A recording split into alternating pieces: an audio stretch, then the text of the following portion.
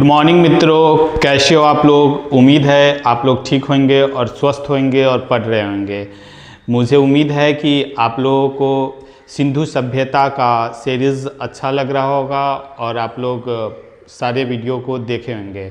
अब हम लोग बात कर रहे हैं सिंधु सभ्यता के नेक्स्ट पार्ट में सिंधु सभ्यता की विशेषता। चूँकि अभी तक हम लोग सिंधु सभ्यता की खोज, सिंधु सभ्यता का नामकरण, सिंधु सभ्यता से संबंधित स्थल, सिंधु सभ्यता से संबंधित समय काल और सिंधु सभ्यता का विस्तार देख चुके हैं पिछले क्लास में। आज हम लोग बात करेंगे सिंधु सभ्यता की वह विशेषता जो सिंधु सभ्यता को एक सभ्य और नगर सभ्यता में ला देती है।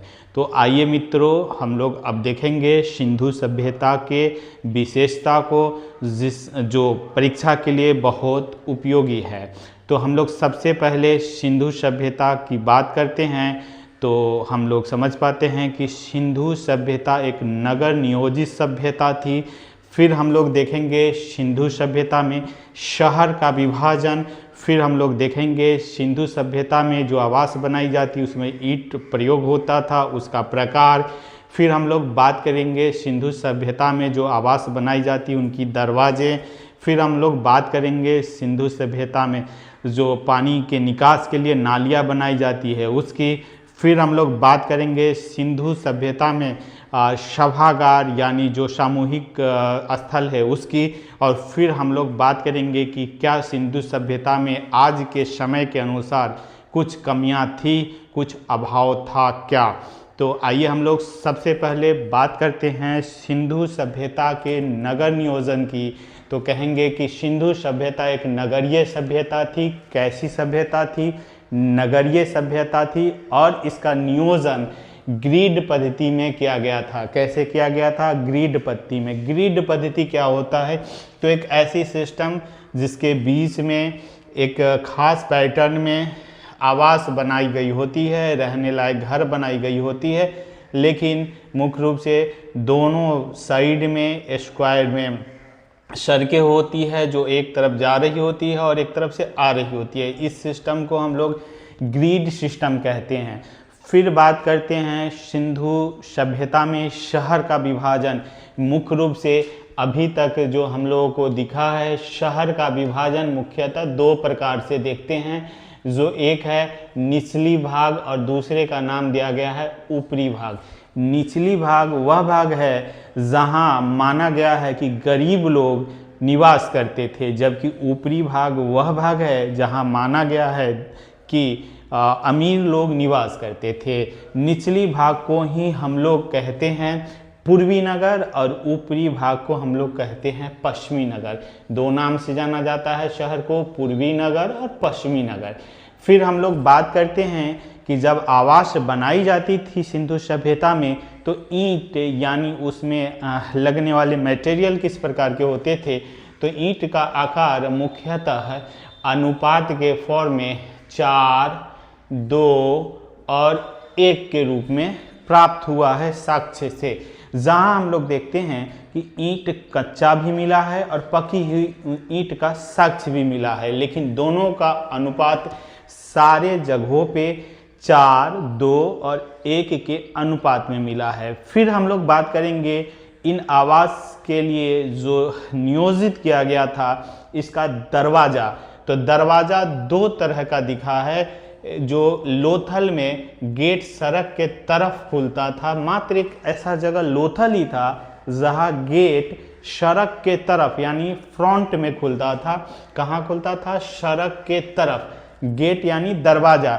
जबकि अन्य सभी जगहों पे दरवाजे, गेट जो है वो घर के पीछे यानी सड़क के पीछे की तरफ खुला करता था।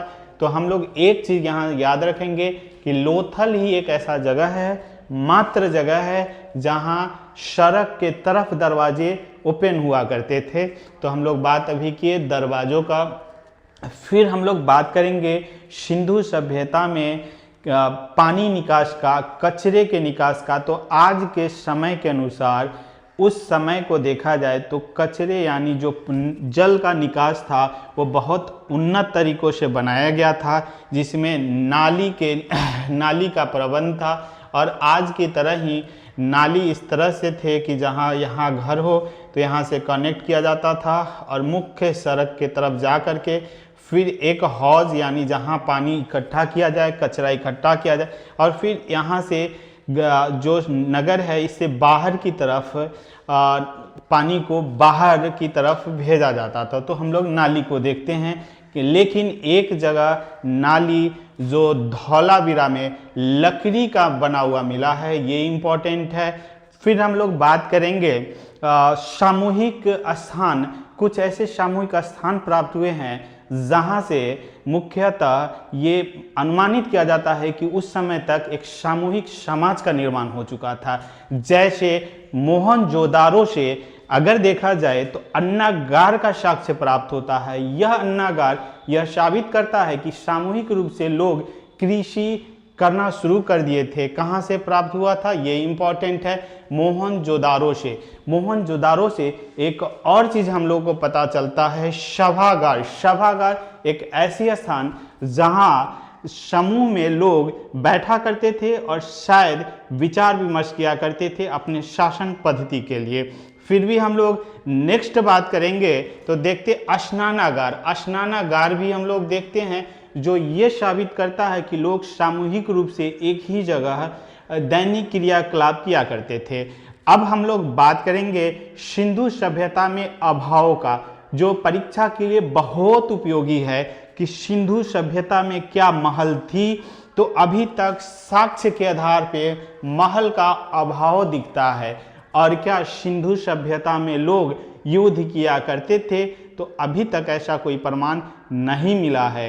तो हम लोग देखेंगे सिंधु सभ्यता में अस्त्र शस्त्र का भी अभाव था। इस तरह से सिंधु सभ्यता में लोग शांति प्रिय हुआ करते थे क्योंकि अस्त्र शस्त्र तो था नहीं और महल का अभाव दिखता है। तो मित्रों, इस तरह हम देखते हैं कि सिंधु सभ्यता में नगर नियोजन है, शहर का निर्माण है, और शहर के निर्माण में ईंट और ईंट का प्रयोग, फिर दरवाज़ा, फिर दरवाजे का स्वरूप, फिर नाली का नियोजन, और फिर वो सामूहिक स्थान, और फिर किस चीज़ का अभाव है। ये इस प्रकार से हम लोग देखते हैं कि सिंधु सभ्यता या हड़प्पा सभ्यता में क्या विशेषता था और क्या अभाव था। अब आगे हम लोग बात करेंगे नेक्स्ट क्लास में कि कैसे सिंधु सभ्यता का जो आर्थिक, सामाजिक, राजनीतिक विवरण होता है और इसका परिचय लेंगे, उसके परिवर्तन को देखेंगे। तो इस तरह से दोस्तों उम्मीद है कि आपको ये क्लास समझ में आया होगा। अब हम लोग नेक्स्ट क्लास में बात करेंगे सिंधु सभ्यता के नेक्स्ट टॉपिक पे। Okay, thank you.